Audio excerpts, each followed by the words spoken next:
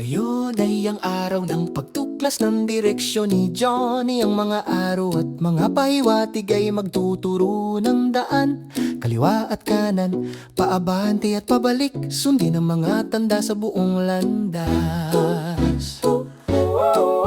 Sa mga parke at daanan siya'y matututo at maglalaro, pagsusuri ng mga direksyon habang naglalakbay. Iniwan sa playground, naghihintay ang unang pahiwatig. Binabasa ni Johnny ang mga araw sa pinto ng sandbox.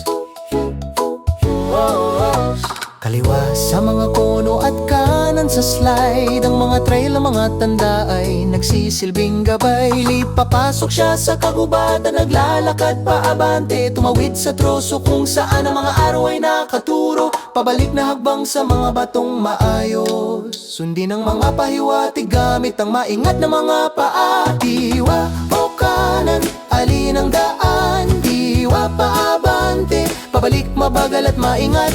Lahat sinasundan ni Johnny ang bawat tanda, mga pahiwatig ng direksyon sa matalinong linya. Tiri bawat hagbang ang misteryo ay lumalalim, ang landas ng isang detektibo ay siyang kanyang nalalaman.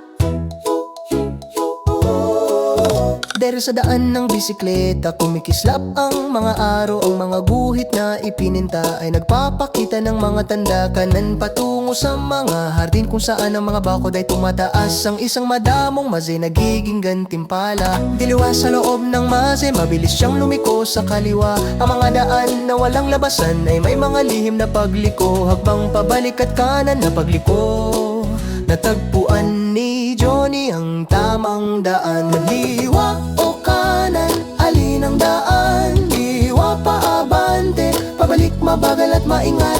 Lahat sinasundan ni Johnny ang bawat tanda, mga pahiwatig ng direksyon sa matalinong linya. Dili bawat hakbang ang misteryo ay lumalalim, ang landas ng isang detektibo ay siyang kanyang nalalaman.